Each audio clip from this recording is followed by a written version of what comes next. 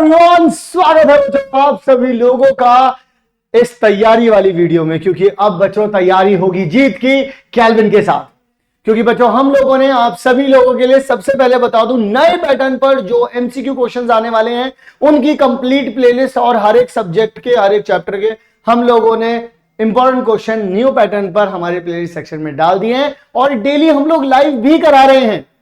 और ये sample paper specially from Oswal की तरफ से डायरेक्टली आप सभी लोगों को, और हमारे ही चैनल पर आप लोगों को अदर इंपॉर्टेंट सैंपल पेपर्स भी मिल जाएंगे। तो चैनल को सब्सक्राइब करके रख लो। एक एक सवाल इस चैनल पर, एक एक सवाल जो होगा वो बहुत जरूरी होगा और आपके लिए कीमती होगा वो सवाल। तो आइए बच्चों, विदाउट वेस्टिंग एनी टाइम हम लोग शुरू करते हैं हमारा ये सैंपल पेपर। तो सबसे पहले बच्चों हम लोग बात करेंगे अलग अलग क्वेश्चंस के बारे में। इस वीडियो में हम लोग सेक्शन ए देखने वाले हैं। अगली वाली वीडियो के लिए तुम लोगों के पास अलर्ट रहे तो डेफिनेटली चैनल को सब्सक्राइब करके रख लेना एंड घंटे को दबा देना ताकि इस तरीके से तुम भी चौंक सको। ठीक है जी। तो आइए बच्चों हम लोग शुरू करते हैं हमारा ये सिलसिला। हम लोग आगे की तरफ बढ़ेंगे बच्चों और मैं एक एक क्वेश्चन करवाऊंगा और हर एक क्वेश्चन को बहुत अच्छे तरीके से समझाऊंगा। ठीक है जी। तो पहला सवाल बच्चों हम लोगों के बीच, हम लोगों के सामने आ जाता है। तो आप लोग मुझे सबसे पहले बच्चों जवाब बताइएगा। अगर इस ये प्रीमियर पे चल रहा है और अगर आप इस चीज को देख रहे हैं देन डेफिनेटली आप लोग इस बात को मेक श्योर करेंगे, आप लोग कमेंट में बतियाएं ना। उस बकैती को अगर आप बंद करके हमको टाइप करके बताएंगे कि आपको क्या लग रहा है इसका आंसर, तो जल्दी से बताइएगा।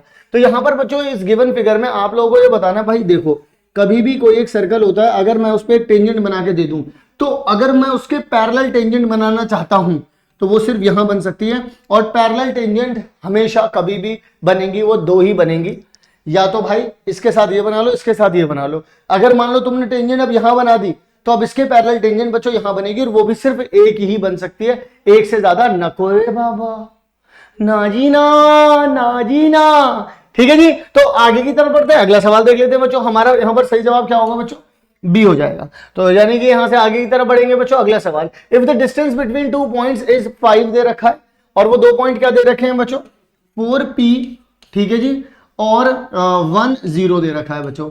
और यहां पर इन दोनों का डिस्टेंस कितना दे रखा है बच्चों? 5 दे रखा है। मैं आप लोगों को एक बात बता दूं, बोलो बता दूं, सच बात यह है कि जब कभी भी आप लोगों को डिस्टेंस 5 निकालना है, क्योंकि देखो डिस्टेंस का जो बच्चों फॉर्मूला होता है वो आप लोग जानते हैं, अंडर रूट में क्या हो जाता है? x2 माइनस में x1 का होल स्क्वायर प्लस में y2 माइनस में y1 का भी बच्चों क्या हो जाता है? होल स्क्वायर हो जाता है, नहीं हो जाता है?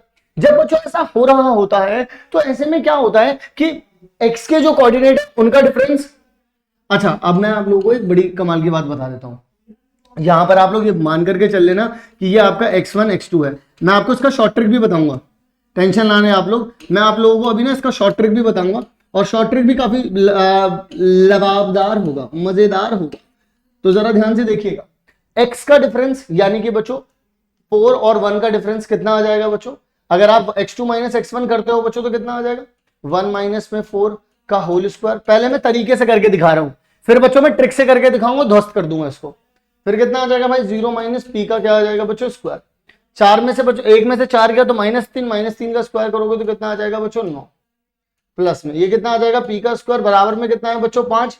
स्क्वायरिंग बोथ साइड करोगे तो यहां पर 9 प्लस में p का स्क्वायर इक्वल्स टू में बच्चों 25 आ जाएगा। यानी कि बच्चों p का स्क्वायर इक्वल्स टू में 25 माइनस में 9 हो जाएगा, यानी कि बच्चों 16 हो जाएगा। यानी कि बच्चों आप लोग यहां पर कह पाओगे कि p का स्क्वायर इक्वल्स टू में 16। अब मुझे तो पता नहीं भाई 16 कैसे आया होगा, लेकिन किसी का स्क्वायर करके आया है तो बच्चों +-4 हो सकता है। अब मैं आप लोगों को बताता हूं इसकी सचिन सर ट्रिक, SS यानी कि सचिन सर ट्रिक। तो भाई अब अगर मैं तुम लोगों को समझाऊं तो इस बात को समझ लेना कि कभी भी अगर तुम्हें 5 लेकर के आना है तो अल्टीमेटली होता क्या है? अल्टीमेटली आप लोगों के पास यहां पर कोई d का स्क्वायर होता है जो बराबर होता है इस पर्टिकुलर चीज के। भाई अगर आप रूट को इधर भेज दोगे तो स्क्वायर हो जाएगा, यानी कि 5 के स्क्वायर, यानी 5 का स्क्वायर कर दोगे तो कितना आ जाएगा? 25 आ जाएगा। 25 कैसे आ सकता है? एक ये भी स्क्वायर नंबर है, ये भी स्क्वायर नंबर है। मुझे बताओ बच्चों 25 कब आता है? 25 कब आता है? 25 दो स्क्वायर ऐसे जिनको जोड़ करके 25 है। हम लोग जानते हैं वो 16 और 9 होते हैं। बहुत बार तुम लोगों ने इस चीज को सॉल्व किया है पाइथागोरस थ्योरम के थ्रू। मुझे एक बात बताओ बच्चों कि यहां पर देखो x2 माइनस x1 करो या x1 माइनस x2 करो, क्या फर्क पड़ता है? अजी कद्दू फर्क पड़ता है।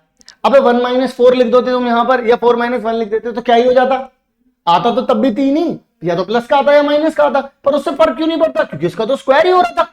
इस वजह से बच्चों मैं आपको बताना चाहता हूं कि x वालों का डिफरेंस और y वालों का डिफरेंस, तो x वालों का डिफरेंस बच्चों कितना आ रहा है, 3 आ रहा है। अब प्लस माइनस कुछ भी हो उसका स्क्वायर होगा।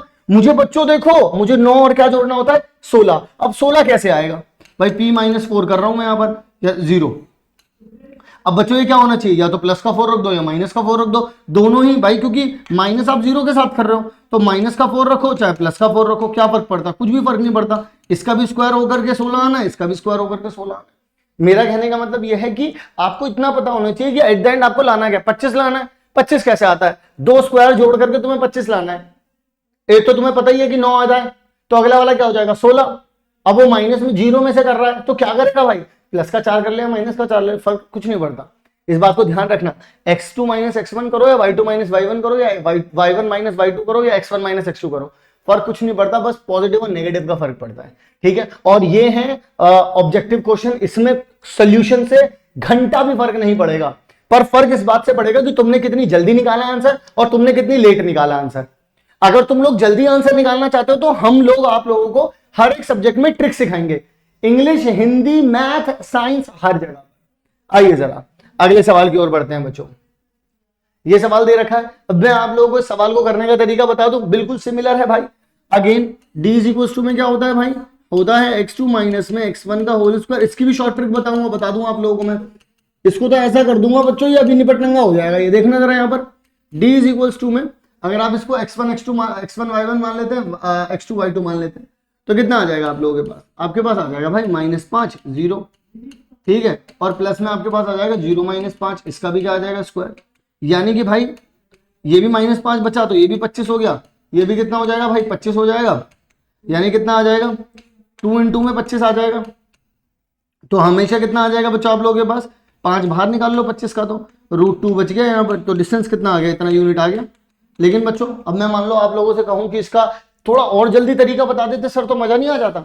बच्चों मुझे एक बात बताओ, अगर आप एक कार्टेशियन प्लेन यहां पर बना दो तो बताना 0 5 कहां पर आएगा, 1 1 2 3 4 5, यहां पर नहीं आएगा 0 5। और अगर आप एक -5 0 बना दो तो 1 2 3 4 5, यहां पर नहीं आ जाएगा -5 0। अब इन दोनों को मिला दो जरा, यहां पर देखो ये भी 5 है और ये भी 5 है, तो देख लो बच्चों, कभी भी कोई भी एक राइट एंगल ट्राइंगल मिले, कभी भी जिंदगी में, अगर ये भी x है और ये भी x है, तो हाइपोटेनस कितना होता है बच्चों, √2x, बस कुछ नहीं होता, और कुछ भी नहीं होता। और मैं तुमसे अगर कह दूं ना कि मैं तुम्हें एक राइट एंगल ट्राइंगल बना के दे रहा हूं, ये भी 7 है और ये भी 7 है, तो तुम कुछ भी मत सोचना, तुम सिर्फ ये लिख देना 7√2, काम खत्म। मैं कभी तुमसे बोल दूं ना कि अगर ये दे रखा है यहां पर, ये भी 8 है ये भी 8 है, तो बस ये लिख देना, डायरेक्टली लिख देना। और यहां पर देखो तुम लोगों ने राइट एंगल ट्राइंगल बनाया, ये भी 5 है और ये डिस्टेंस भी 5 है, तुम्हें ये लेंथ निकालनी है, तो ये कितनी हो जाएगी, 5√2। बोलो समझ में आई कहानी, समझ में आ गई कहानी। बस यही तो समझाना है, यही तो गेम है मेरे लाल बाल, मेरे लड्डू गोपाल। आओ जरा अगले सवाल की ओर बढ़ते हैं बच्चों। अगला सवाल क्या है, अगला सवाल बच्चों ये दे रखा है भाई, प्रोबेबिलिटी। यार मैं कहता हूं चुम्मेश्वरी चैप्टर है भाई, प्रोबेबिलिटी के बारे में कुछ बातें हैं जो बेसिक बातें हैं, आपको पता होनी चाहिए। अगर आप लोगों ने प्रोबेबिलिटी का वन शॉट नहीं देखा है तो देख लेना भाई लोग, ठीक है ना। और इवन कोऑर्डिनेट ज्योमेट्री का भी देख लेना, इससे पहले जो कोऑर्डिनेट ज्योमेट्री था देखना जरूर, बड़ा मजेदार है। हम लोगों ने इनके माइंड मैप भी बनाए हैं हम लोगों ने, मैं आपको बताता हूं बच्चों, और हमारी प्लेलिस्ट में मिल जाएंगे वो आपको। प्रोबेबिलिटी के बारे में कोई भी बात करता ना भाई, प्रोबेबिलिटी बोले तो ऐसी चीज जो 0 से 1 तक जाए, बस इसमें नेगेटिव ना को रे बाबा, नारे ना ना ना ना ना ना रे ना रे ना। अच्छा, और कोई अगर आपसे बोल दे 1 से ज्यादा हो जाए, ना को रे बाबा, ना जी ना, बिल्कुल ना। 1 से बड़ा नहीं हो सकता, 0 से छोटा नहीं हो सकता। यानी कि अगर कोई आपसे बोल दे कि प्रोबेबिलिटी 18/23 1 से छोटा आ रहा है, चलेगा। कोई आपसे बोल दे 1.00 इनो चलबे, इनो चलबे, ना चलबे रे, ना चलबे, ये नहीं चलेगा, ये नहीं चलेगा, क्योंकि ये 1 से बढ़ गया। और जैसे ही ये अपने आप को बड़ा चढ़ाकर बताए, लंगड़ी मार दो उसके, नीचे गिर दो बच्चों इसको। तो बी हमारा सही जवाब है, क्योंकि वो बोल रहा है हमसे, एक मिनट, वो बोल रहा है which of the following is can be the probability, can be the probability, ये भी नहीं होगा। ये लो, ये बच्चों नेगेटिव में दे दिया, ये भी नहीं होगा, यानी कि ए हो सकता है हमारा आंसर, ये भी नहीं होगा, क्योंकि भाई ई ना चॉल्व है, 8/7 1 पॉइंट समथिंग आएगा, ई भी ना चॉल्व है और ये भी ना चॉल्व है, क्योंकि ये नेगेटिव आ रहा है, ये भी एक से ज्यादा आ रहा है, ये भी बच्चों एक से ज्यादा। क्या आपको समझ में आ रहा है? बोलिए जी हाँ। तो बढ़िया चलिए बच्चों बढ़ते हैं आगे की तरफ। अगला सवाल देखते हैं यार। अगला सवाल क्या है? वाह जी, मैंने कहा वाह, वाह ताज नहीं कहा मैंने, वाह सवाल बोला है बच्चों मैंने। कहते हैं डैश, कहते हैं dash is the algebraic tool of studying geometry. बेटा इसका आंसर आप वहां से, मैं आपको कह रहा हूं आप इसमें चांटा मार दीजिए, मैं आपको खुली छूट दे रहा हूं भाई साहब, आप चांटा मार दीजिए इसमें। अरे इसने तो हिंट दे दी, मेरे लाल बाल मेरे लड्डू गोपाल, ज्योमेट्री पढ़ने के लिए हिंट बता दो। और हिंट बताऊं, चैनल पर इसका वन शॉट भी पड़ा हुआ है, चैनल पर इसका माइंड मैप भी पड़ा हुआ है। अब इससे ज्यादा हिंट में क्या ही दूं बताइए मुझे, और क्या ही हिंट दें हम, है ना। चलिए जी आगे की तरफ बढ़ते हैं बच्चों। अगला अगला अगला सवाल, पेयर ऑफ लीनियर, लीनियर है कंसिस्टेंट, और बच्चों देखो कंसिस्टेंट के बारे में पूछ रहा है। ये दो लाइनें हैं बच्चों, मान लो ये दो लाइनें, ये दो लाइनें हैं। तो बच्चों अगर ये दो लाइनें आप लोगों को दे रखी है, अब ये दो लाइनें अगर कंसिस्टेंट हैं तो यानी कि कहीं ना कहीं टकरा रही होंगी, और दो लाइनें भाई या तो ऐसे टकराएंगी, जो हुक्म मेरे आका, या तो बच्चों ऐसे टकराएंगी या फिर बच्चों ऐसे हो जाएंगी कोइंसिडेंट, मतलब कि आपको पता ही नहीं चलेगा। मैंने एक हाथ के पीछे हाथ लगा रखे हैं, ये बच्चों ऐसे ऐसे नहीं होगा, ये है ना, ये ऐसे हो जाएगा बिल्कुल एक के पीछे एक के पीछे एक, बिल्कुल छुपा लिया मैंने। इसे बोलते हैं कोइंसिडेंट, और इसे बोलते हैं बच्चों इंटरसेक्ट एट वन पॉइंट। तो यानी कि कहने का जो मेरा मकसद है वो ये है कि अगर भी कभी भी कंसिस्टेंट की बात आएगी, बच्चों लिख लीजिए यहां पर, अगर बच्चों कभी भी कंसिस्टेंट की बात आएगी तो वहां पर मतलब है सॉल्यूशन से।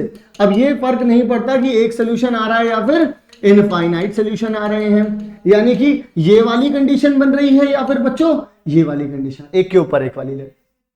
और बच्चों अगर मैं इनकंसिस्टेंट की बात करता हूं तो इनकंसिस्टेंट का मतलब क्या होता है? इनकंसिस्टेंट का मतलब होता है ये, मेरे हाथों में 9 चूड़ियां, मतलब कुछ इस तरीके से। क्लियर है? आइए बच्चों अगले सवाल की ओर बढ़ते हैं, अगर क्लियर है तो। और सॉलिड बच्चों, एकदम सॉलिड बात यहां पर की गई है, और हमने भी इसका सॉलिड तरीके से वन शॉट बना दिया है। A solid is hemispherical at the bottom, bottom पर बच्चों क्या है? सेमी, ठीक है जी, और यहां से बच्चों कोनिकल है, बोल दिया उन्होंने। तो बच्चों एक बात मुझे बताओ, इसका रेडियस सेम होगा नहीं होगा? होगा नहीं होगा? अरे मन में ही बोल दो, मैं सुन रहा हूं। ठीक है ठीक है, मैंने मत सुन लिया। तूने जो ना कहा मैं वो सुनता रहा, खामखा बेवजह ख्वाब बुनता रहा। तो बच्चों ये क्या है हमारा? ये बच्चों हमारा है रेडियस। और बच्चों अगर स्लैंट हाइट की बात करें तो यही होती है बच्चों तिरछी वाली, ठीक है। अब कहते हैं वो हमसे कि if the surface area of two parts, ऊपर वाले पार्ट का बच्चों सरफेस एरिया क्या हो जाएगा? ऊपर वाले पार्ट का जो सॉलिड है तो ऊपर ऊपर की कहानी होगी है, ऊपर ऊपर की, तो कितना हो जाएगा बच्चों? पाई आर और एल। और वो बोल रहे हैं नीचे वाले पार्ट का, दोनों इक्वल हैं। बच्चों मुझे एक बात बताओ, पूरे स्फीयर का अगर मैं आप लोगों से पूछूं कि सरफेस एरिया क्या होता है, आप टपाक से बोलेंगे कि 4πr², और मैं चटाक से मारूंगा, फिर मैं बोलूंगा इन्होंने हेमिस्फीयर बोला है, तो आप बोलेंगे नहीं नहीं सर 2πr²। तो बस बच्चों यहीं पर टिक जाना है आप। और उसने कहा ये दोनों के दोनों क्या है बच्चों? बराबर हैं। मैंने नहीं कहा, इन्होंने कहा, ठीक है, equal. Then the ratio of its radius and the slant height, यानी कि आपको आर को ऊपर रखना है और एल को नीचे रखना है। पहले तो मुझे एक बात बताइए, पाई से पाई का हिसाब हुआ, पाई का हिसाब हुआ, और बच्चों आर से आर भी गया। अब मुझे क्या करना है? मैं यहां पर बच्चों लिख सकता हूं L इज टू में 2r, यानी 1/2, r अपॉन में कितना आ जाएगा बच्चों? L। और उन्होंने हमसे यही पूछा था कि रेडियस अपॉन में स्लैंट हाइट, तो 1/2 आ रहा है, यानी कि बच्चों आंसर क्या हो जाएगा आपके पास? सी हो जाएगा। बच्चों जो पहले लिखा जाता है उसे ऊपर लिखते हैं, जो बाद में लिखा जाता है उसे नीचे लिखते हैं। इस बात को आप लोग दिमाग में डाल लीजिए। कहां डाल लीजिए बच्चों? दिमाग में डाल लीजिए। आइए, 2 डाइज, 2 डाइज हैं बच्चों, मामा शकुनी आ चुके हैं यहां पर। 2 डाइज आर थ्रोन टुगेदर, एक साथ बच्चों फेंक दिए गए हैं। 2 डाई तुम्हारे हाथ में आए, तुमने ऐसा किया, मैं जीत जाऊंगा, भगवान 6 पे 6 आ जाए, ऐसे करके आप पे मारा है, इधर की तरफ ऐसे फैला दिया है। जैसे ही बच्चों आपने फैलाया the probability of the same number on the both dies. मुझे एक बात बताओ सबसे पहले कि अगर डाई 1 और डाई 2 इसका आउटपुट कितना होता है 6, इसके भी आउटपुट कितने होते हैं बच्चों 6। अब क्योंकि आप ये दोनों ही कर रहे होते हो तो दोनों की मल्टीप्लाई हो जाता है, क्योंकि सेंस ऑफ कंपल्शन लग गई। टोटल आउटकम कितने आते हैं बच्चों 36 आ जाते हैं। 36 आ जाते हैं भाई। पहले वाले पे बनाया होगा तो दूसरे वाले पे क्या आ गया होगा, या तो 1 2 3 4 5 6। अगर पहले वाले पे 2 आया होगा फिर दूसरे वाले पे क्या आता है 1 2 3 4 5 6। अगर पहले वाले पे 3 आया तो बाद वाले पे क्या आ सकता है 1 2 3 4 5 6। ऐसे ही करते करते टोटल कितने बन जाते हैं 36 बन जाते हैं। देखते देखते खेल हो जाता है बच्चों। और अगर इसी देखते देखते में जो खेल होता है, इसी बात के बारे में मैं आपको बताना चाहता हूं। वो हमसे जानना चाहते हैं कि दोनों पे सेम आ जाए, यानी कि दोनों पे 1 1 भी आ सकता है, दोनों पे 2 2 भी आ सकता है, दोनों पे बच्चों 3 3 भी आ सकता है, और दोनों पे ही बच्चों 4 4 भी आ सकता है, और दोनों पे ही बच्चों 5 5 भी आ सकता है, और दोनों पे ही बच्चों 6 6 भी आ सकता है। क्या ये बात आप मेरी मानेंगे? अरे कह दो मानोगे मेरी बात? तो भाई ये 6 तुम्हारे फेवर में। Probability is nothing. प्रोबेबिलिटी मैं कह रहा हूं, तुम अगर हमारे साथ पढ़ोगे, मैं प्रोबेबिलिटी सिर्फ एक फॉर्मूले से करवाता हूं, फेवर अपॉन में टोटल। और अगर मैं इसके अलावा कोई फॉर्मूला लगाऊंगा नहीं मैं पूरे चैप्टर में, पहले ही बता रहा हूं, ठीक है। मैं अगर तुमसे बोलता हूं प्रोबेबिलिटी यानी कि मेरे फेवर में और अपॉन में टोटल। भाई मेरे फेवर में कौन कौन से हैं मुझे चाहिए जिनके ऊपर दोनों सेम चीज आ रही हो, तो ऐसे कितने आउटकम है, वो 6 आउटकम है। टोटल कितने आउटकम आ रहे हैं भाई 36 आ रहे हैं, तो इसे मैं 36 लिख दूंगा। इससे ये क्या, तो बच्चों कितना आ जाएगा 1/6 आ जाएगा। 1/6 कहां दे रखा है, यहां दे रखा है। तो बताइए क्या दिक्कत आई आपको? कहीं दर्द हुआ बेटा आपको? कहीं भी दर्द नहीं हुआ? आइए बच्चों, तो फिर आगे की तरफ बढ़ जाते हैं। यहां पर बच्चों को कह रहा है कि ये इसको सेटिस्फाई कर देगा, ये इसको संतुष्ट कर देगा। तो इसको संतुष्ट कर देगा, या उसका रूट दे रखा है, या उसका जीरोस दे रखा है। इससे मतलब क्या होता है? इससे मतलब होता है कि अगर ये वैल्यू मैं उसमें x की जगह पे पुट कर दूं तो बच्चों पट्टे से आंसर आ जाएगा। बोलो हाँ, बिल्कुल हाँ। तो यानी कि यहां पर अगर मैं 3x का स्क्वायर माइनस में px माइनस 2 इक्वल्स टू में 0 लिख दूं बच्चों, तो अगर मैं x की वैल्यू 2 रखता हूं यहां पर, तो क्या हो जाएगा 3, 2 का क्या आ जाएगा स्क्वायर माइनस p, यहां कितना आ जाएगा 2 माइनस 2 इक्वल टू में 0। यानी कि 3 इंटू में कितना आ जाएगा 4, 2p माइनस 2 इक्वल टू में 0। यानी कि 12 माइनस में 2 माइनस में 2p इक्वल टू में 0। माइनस 2p को उधर भेज देंगे तो 2p आ गया। यहां पर कितना हो जाएगा 12 में से 2 गए तो 10, इससे ये गया तो p की वैल्यू कितनी आ जाएगी बच्चों 5। तो p की वैल्यू कहीं 5 दे रखी है, देखिए बच्चों हम निकालें और आंसर ना आए। जैसा कभी ऐसो कभी भाव लला नहीं, ऐसा कभी भाव लला कि हम निकाल रहे हैं आंसर और आंसर नहीं आ रहा है, ऐसा कभी ना भाव। चलो जी अगले सवाल की ओर पढ़ते हैं बच्चों। अगला सवाल देख लेते हैं कि which of the following can not be the probability of an event. ना जी ना, जो कि प्रोबेबिलिटी ऑफ इवेंट नहीं होगी। तो देखिए बच्चों मैंने अभी अभी बताया था आपको, प्रोबेबिलिटी 0 से 1 के बीच में ऐसे ऐसे करके बच्चों घूमती ही रहती है, और लेकिन 0 से भी इधर की तरफ नहीं जाती, रुक जाती है, और 1 से भी इधर की तरफ नहीं जाती, रुक जाती है। तो इसका मतलब पहला ही ऑप्शन देख लीजिए आप 7/6। यहां पर 1 पॉइंट समथिंग आ रहा होगा, पकड़े गए। साइड में लगा लो बेटा गाड़ी, नहीं नहीं नहीं नहीं साइड में लगा लो गाड़ी। ऐसे ही करते हैं पुलिस वाले। जब कभी भी तुम अपनी बाइक लेकर के जब अपने पापा से कहते हो सिर्फ एक चक्कर मार के आऊंगा, और पुलिस वाले आपको पकड़ लेते हैं, तो आप कैसे बोलते हो, नहीं अंकल जी प्लीज माफ कर दो अंकल जी, पापा से बोल के आया था कि सिर्फ एक चक्कर लगा के आ रहा हूं, यहाँ आपने पकड़ लिया, वो तो तोड़ देंगे मुझे। ऐसा ही होता है बच्चों। अगर इन सभी चीजों से आप परेशान हैं तो बेटा पिटोगे और क्या होगा, बढ़िया से बेटा ठुकाई होगी तुम्हारी। तो यहां पर बच्चों हमारा ऑप्शन क्या हो जाएगा ए, क्योंकि वो बोल रहे हैं कौन नहीं हो सकता है, ठीक है। हो तो ये सब कुछ सकता है, क्योंकि 1/9 भी 1 से छोटा ही है। इमेजिनरी रियल रूट ये वो, मैं आपको बताऊं इसका तरीका क्या होता है। भाई एक बात बताओ मुझे, कभी भी आप लोग अगर इस तरीके की एक इक्वेशन दे देते हैं, इस तरीके की कोई आप इक्वेशन दे देते हैं, तो x की वैल्यू क्या होती है जो सार्वजनिक अप्लाई की जाती है, घर घर में अप्लाई हो रही है, जो कौन है वो, कौन है वो, -b plus minus under root में b का स्क्वायर माइनस में 4ac अपॉन में 2 है। यही तो है, यही है वो, यही है वो। तो बच्चों अल्टीमेटली यहां पर आप इसको देखते हो, ये क्या होता है हमारा डी क्या होता है हमारा b स्क्वायर माइनस में 4ac। अगर बच्चों ये 0 से बड़ा हो जाता है तो रियल भी हो जाता है, एंड इसी के साथ साथ अनइक्वल भी हो जाता है ये। और वहीं पर अगर ये d इक्वल टू 0 हो जाता है बच्चों, तो ये रियल भी हो जाता है, एंड फिर उसके बाद ये बच्चों इक्वल भी हो जाता है। और अगर ये लेस देन 0 हो जाता है बच्चों, तो ये अनरियल हो जाता है, इसमें कुछ भी रियल नहीं रहता।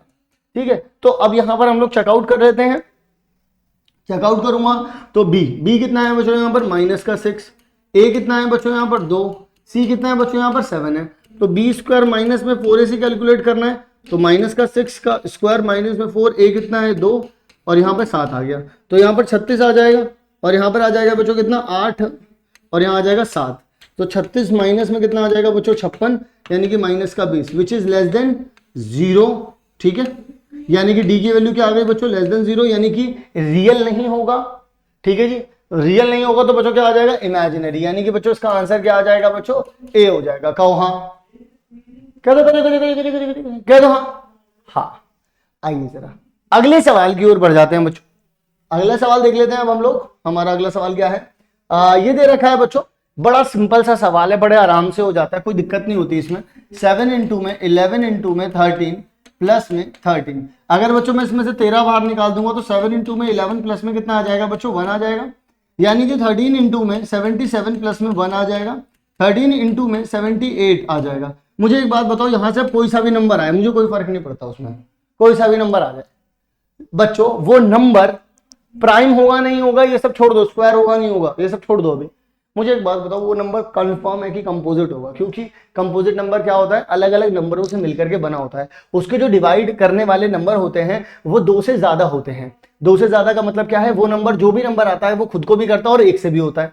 तो देखो अब यहां पर जो कोई भी आएगा वो इससे तो होगा ही होगा, 1 से भी होगा, वो बच्चों 13 से भी तो डिवाइड हो सकता है ना यहाँ पे, जो क्योंकि इन दोनों की मल्टीप्लाई से आ रहा है तो 13 से भी डिवाइड हो सकता है, 78 से भी हो सकता है। तो इसको डिवाइड करने वाले कितने लोग हो गए, 4 लोग हो गए। और जो नंबर 2 से ज्यादा नंबरों से डिवाइड हो सकता है उस नंबर को हम लोग क्या बोल देते हैं, कंपोजिट नंबर। बात समझ में आई? बोलो बात समझ में आई? बोलो हाँ, कहो हाँ, कहो हाँ, हाँ बिल्कुल क्लियर है जी। आइए जरा अगले सवाल की ओर बढ़ते हैं बच्चों। इस तरीके के बहुत सारे सैंपल पेपर हम लोग आप लोगों के लिए लेकर के आने वाले हैं, टेंशन ना लें आप लोग। यहां पर आ गया बच्चों अगला साइन थीटा इक्वल्स टू में √3/2 आ गया बच्चों। तो यहां पर अगर थीटा की वैल्यू निकालेंगे तो कितना आ जाएगा बच्चों 60 डिग्री। अब बच्चों हमें क्या करना है, यहाँ पर cosec 60 प्लस में cot 60, यही रखोगे तो cosec आ जाएगा यहाँ पे 60 डिग्री प्लस में cot 60 डिग्री। तो cosec 60 कितना हो जाएगा भाई, cosec 60 कितना होता है, sin 60 कितना होता है √3/2। तो cosec कितना हो जाएगा, इसका उल्टा 2/√3। भाई tan 60 कितना होता है √3, तो cot कितना हो जाएगा 1/√3। दोनों को जोड़ो बच्चों तो कितना आ जाएगा 3/√3। 3 को क्या लिख सकते हो बच्चों, √3 इंटू में √3 अपॉन में कितना आ जाएगा √3, इससे ही है क्या। तो आंसर कितना आ जाएगा बच्चों √3। तो √3 कहीं दे रखा है, डी पे दे रखा है, तो सही जवाब क्या हो गया बच्चों √3। क्या ये बात समझ में आ रही है आप लोगों को? आइए जरा अगले सवाल की ओर बढ़ते हैं बच्चों। अगला सवाल बच्चों आप लोगों को दे रखा है ये द एंगल ऑफ एलिवेशन। देखो बच्चों बच्चों बच्चों बच्चों मैं यहां पर आप लोगों को एक लाइन बना देता हूं, एंगल ऑफ डिप्रेशन और एंगल ऑफ, अगर आप लोगों ने हमारा एप्लीकेशन ऑफ ट्रिग्नोमेट्री का 1 शॉट देखा हुआ है या माइंड मैप देखा हुआ है, क्योंकि हम लोगों ने वो अपलोड कर दिया है, तो आप लोगों को वहां पर मिल जाएगा कि यहां पर ये जो चीज हम अप्लाई कर रहे हैं वो कैसे अप्लाई हो पा रही है। भाई एक पैरेलल लाइन है भाई, यहां से देखो एंगल यहां पर ये अगर थीटा है तो ये भी क्या होता है थीटा, इसको बोल देते हैं एंगल ऑफ डिप्रेशन। डिप्रेशन का मतलब बेटे ये नहीं है कि हाय माँ माता जी मुझे डिप्रेशन हो गया, ऐसा कुछ नहीं बेटा। कहने का बस इतना सा मतलब है कि आप ऐसे खड़े, आपने नीचे, डिप्रेशन का मतलब है इस तरीके से नीचे की तरफ गए आप, और एलिवेशन का मतलब यह है कि आप ऐसे उठाया है। ठीक है सर, ठीक है। तो यहां पर, और क्योंकि पैरेलल लाइन है अल्टरनेट इंटीरियर एंगल की वजह से आप बोल सकते हैं दोनों के दोनों आपस में क्या होता है इक्वल होते हैं। इन दोनों के बीच का रिलेशन पूछी गई थी बच्चों, संबंध पूछा गया था इन दोनों के बीच में। गंदी सोच वालों इनकी रिलेशनशिप पूछी है, तुम्हारी नहीं पूछी है। ठीक है जी, चलिए जी अगले सवाल की ओर बढ़ते हैं। अगला सवाल क्या है, ये दे रखा है बच्चों आप लोगों को। आइए जरा यहां पर भी बच्चों अप्लाई करते हैं x2 - x1। ठीक है जी, तो d अप्लाई करेंगे बच्चों हम लोग डायरेक्टली x2 - x1 करेंगे। इसको x1 y1 मानेंगे, इसको x2 y2 मानेंगे। तो क्या करेंगे आप 0 माइनस, इसमें माइनस कर देंगे बच्चों, यानी कि a cos थीटा प्लस में b sin थीटा।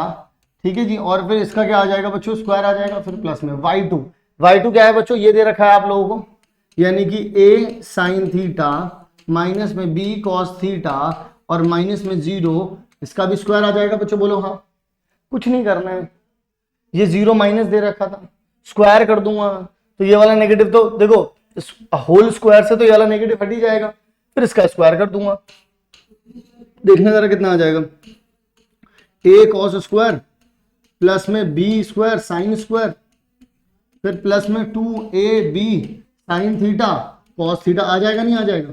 फिर बच्चों यहां पर देखो सिर्फ ये वाला जीरो तो हट गया, ये देखो ये और ये माइनस में दे रखा है तो कितना आ जाएगा, a square sine square plus में b स्क्वायर कॉस स्क्वायर, और जब बीच में माइनस आता है तो क्या आ जाता है, माइनस का 2ab sine theta cos theta. ठीक है, अब जरा देखो यहां से, इससे ये चला गया। अब अगर यहां पर इन दोनों को देखोगे तो ए स्क्वायर अगर कॉमन निकाल भी लोगे बेटा तुम, तो अंदर कितना आ जाएगा, साइन स्क्वायर थीटा प्लस में कॉस स्क्वायर थीटा। ठीक है, प्लस में बी स्क्वायर अगर निकाल लोगे तो भी अंदर क्या आ जाएगा, साइन स्क्वायर प्लस में कितना आ जाएगा बच्चों, कॉस स्क्वायर। देखो यहाँ पे साइन आ रहा है, यहाँ पे कॉस आ रहा है। ठीक है जी, तो यहां पर बच्चों अगर ये भी 1 हो गया बच्चों, ये भी 1 हो गया, तो अंडर रूट में कितना आ जाएगा, ए स्क्वायर प्लस में बी स्क्वायर, दैट्स इट। तो अंडर रूट में बच्चों ए स्क्वायर प्लस बी स्क्वायर, इन दोनों के बीच का जो डिफरेंस है बच्चों वो निकल के आ गया। अंडर रूट में ए स्क्वायर प्लस बी स्क्वायर, कोई भी भावुकता में आकर के ये रूट और स्क्वायर कट ना कर दे, वरना बेटा चट से पड़ेगा तुम्हारे। ठीक है ना, चलिए जी अगले सवाल की ओर बढ़ते हैं बच्चों। ये देखिए बच्चों, इस सवाल को सीखते वक्त आप लोगों को ये भी समझ में आना चाहिए, जो इसका मतलब एक मछली गंदी मछली, एक गंदी मछली पूरे तालाब को गंदा कर देती है, गंदी मछली ये है हमारा रूट 5। भाई ये जो हमारी गंदी मछली है, ये अगर किसी के साथ मल्टीप्लाई हो जाए तो उसको भी इरेशनल ही बना दे, ये अगर जुड़ जाए तो उसको भी इरेशनल ही बना दे। ये बड़ी गंदी मछली है, ये गंदी मछली। अब देखो इसके साथ 2 से मल्टीप्लाई होगा तो भी इरेशनल हो गया, अब ये इरेशनल नंबर है। अब इरेशनल नंबर अगर कभी भी किसी रैशनल नंबर के साथ जुड़ेगा तो उसे भी क्या बना देता है, इरेशनल नंबर। तो आंसर क्या आ गया बच्चों, इरेशनल नंबर। बात समझे नहीं, बूझे कि नहीं बूझे, बूझे। आइए जरा आगे की तरफ बढ़ते हैं बच्चों,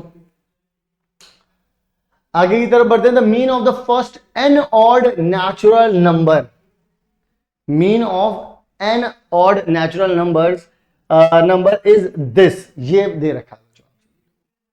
तो आप लोगों से एन की वैल्यू पूछी गई है, आपको बताना है। वो कह रहे हैं the mean of first n natural number. बच्चों मुझे एक बात बताइए, अगर मैं आप लोगों को एक बात कहूं यहां पर कि नीचे की तरफ तो क्या लिखा जाता है बच्चों, सम ऑफ ऑड, नीचे तो क्या लिखा जाता है 81 लिख दिया है ना, यानी कि सबका सम कर दिया होगा।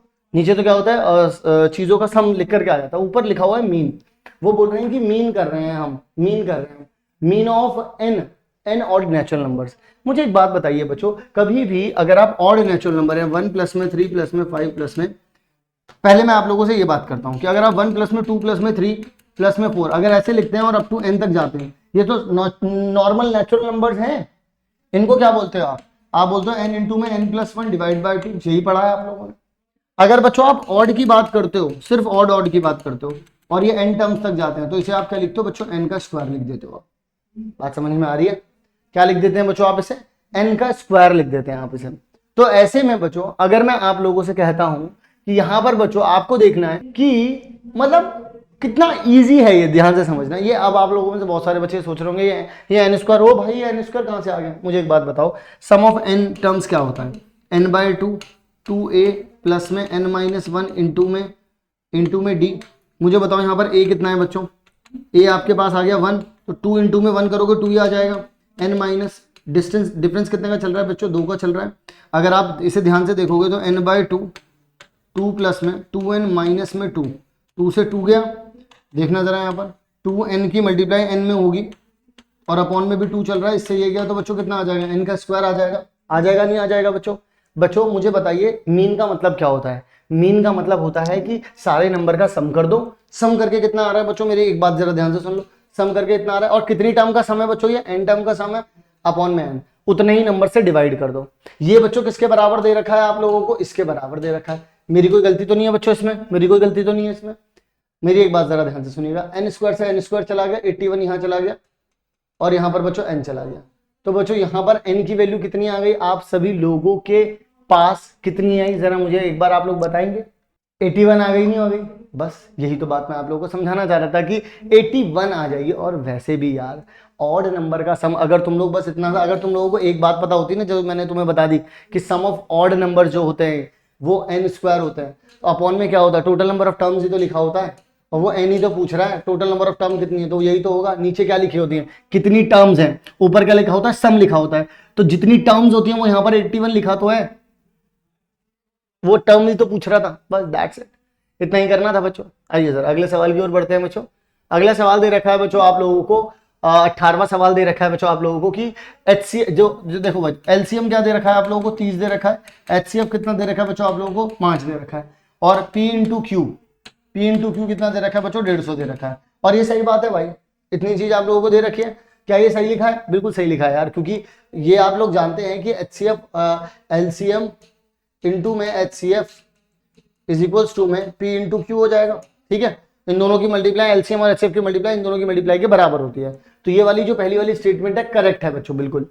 और जो दूसरा वाला है रीजन, उसमें बोल रखा है कि एलसीएम और ये रीजन भी सही दे रखा है हम लोगों ने, यही चीज देखो बच्चों, कभी भी जो सबसे बड़ी दिक्कत होती है वो होती है ए वाले ऑप्शन में, जहां पर रीजन भी सही होता है, असर्शन भी सही होता है, और ये हमें ये पता लगाना होता है कि जो रीजन है वो करेक्ट एक्सप्लेनेशन है या नहीं है। तो ऐसे में बस आप लोगों को इतना बताना चाहता हूं कि बिल्कुल सही बात है कि जो रीजन होता है बच्चों अगर वो करेक्ट है तो आपको ये सोचना होता है कि जो आप असर्शन को जब आपने ये डिक्लेयर किया, भाई मैंने असर्शन को जब डिक्लेयर किया कि असर्शन सही है, मैंने क्यों डिक्लेयर किया आप लोग मुझे बताओगे, मैंने क्यों किया भाई, मैंने इसलिए किया क्योंकि मैंने ये वाला फॉर्मूला सोचा, फिर मैंने देखा यार रीजन में तो यही वाला फॉर्मूला दे रखा है जो मैंने अभी सोचा, यानी कि एक्सप्लेनेशन में मेरा रीजन काम आया नहीं आया, मैंने इसको सॉल्व करते वक्त इसके बारे में हल्का सा भी सोचा, अगर सोचा तो आंसर ये है कि इसका करेक्ट एक्सप्लेनेशन है। तो ए इसका आंसर हो जाएगा कि असर्शन और रीजन दोनों करेक्ट है, और रीजन जो है वो इसका करेक्ट एक्सप्लेनेशन है।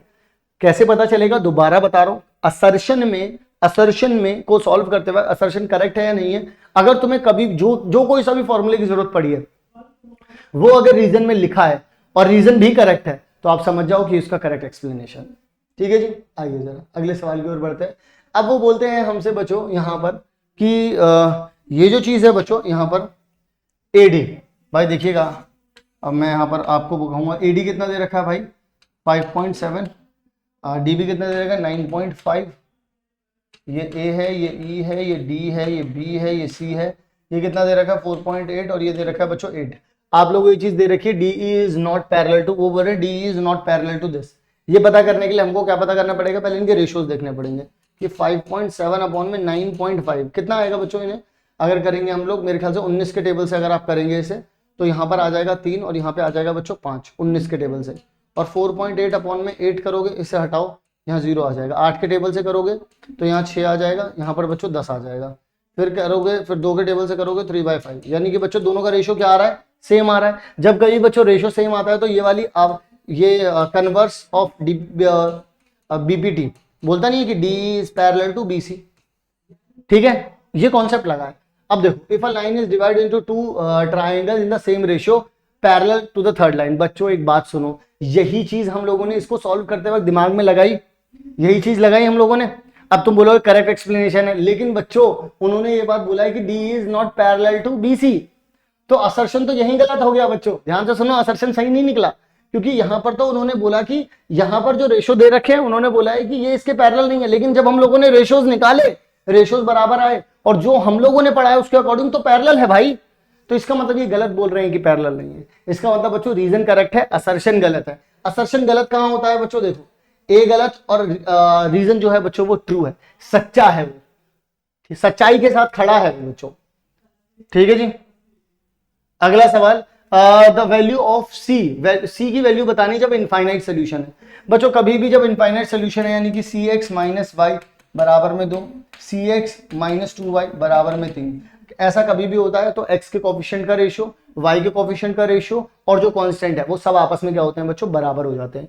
यानी कि c अपॉन में 6 बराबर में -1 अपॉन में -2 बराबर में 2 अपॉन में 3, इन दोनों को कंपेयर कर लो। ठीक है जी, c अपॉन में 6 इक्वल्स टू में 1 अपॉन में 2, ठीक है, इससे ये गया, यहाँ 3 आ गया, ये यहाँ चला गया, c इक्वल्स टू में 3। बच्चे बोलेंगे ये इसका आंसर है, वहीं बच्चों घूम के पड़ेगा आपके, एक घूम के पड़ेगा, पता क्यों पड़ेगा आपके, क्योंकि आपने सिर्फ इसको ही करेक्ट करना सही समझा, आपने ये नहीं देखा कि अभी एक चीज और भी है जो कनेक्ट हो सकती है। ठीक है जी। तो यहाँ पर c अपॉन में 6 इक्वल्स टू में 2 अपॉन में 3 आप बोलेंगे यहाँ पर। इससे ये क्या, यहाँ पर 2 आ गया, ये यहाँ पर चला गया तो 4 आ गया। अब एक ही कांस्टेंट है, एक ही कांस्टेंट की 2 वैल्यू कैसे हो सकती हैं भाई? भाई यहाँ पर तो सिर्फ एक ही c लिखोगे ना, तो 2 वैल्यू तो हो नहीं सकती। इस वजह से यहाँ पर बच्चों नो वैल्यू इसका आंसर आएगा, ना ही 3, क्योंकि एक नंबर के नहीं हो सकते। और वैसे भी भाई मेरे, उन्होंने बोला है कि वैल्यू बताओ जब इनफाइनाइट सोल्यूशन हो। आपने यहां पर देखा ये दोनों तो वैसे भी बराबर नहीं हो रहे, मेरे लाल बाल मेरे लड्डू गोपाल, ये तो बराबर ही नहीं हो रहे थे, तो कैसे निकलता? बात समझ में आई? तो बच्चों इसी तरीके के ट्रिकी क्वेश्चंस अब हम लोग आगे की तरफ आप लोगों को मिलेंगे करते हुए। लेकिन मैं आप लोगों को बता दूं, हम लोगों ने सभी सब्जेक्ट्स के सभी चैप्टर्स के one shot and mind map upload कर दिए हैं, और नए पैटर्न पर जो एमसीक्यू क्वेश्चन है उनकी भी प्लेलिस्ट बना दी है। आप लोग वो सारी की सारी चीजें जाके चेकआउट कर सकते हो। इसके सेक्शन बी में मिलता हूं अगली वीडियो में। चैनल को सब्सक्राइब कर लो ताकि आप साइंस के, एसएसटी के, मैथ्स के, अदर सब्जेक्ट्स के, हिंदी के सैंपल पेपर्स आप लोग सॉल्व कर पाए और हमारे लाइव सेशन में भी आप लोग जुड़ पाए। मिलता हूं बच्चों आप सभी लोगों से अगली वीडियो में, तब तक के लिए आप सभी लोग अपना ध्यान रखें। तो मिलते हैं बच्चों आप सभी लोगों से नेक्स्ट वीडियो में, तब तक के लिए आप सभी लोग अपना ध्यान रखें और लगातार पढ़ते रहें।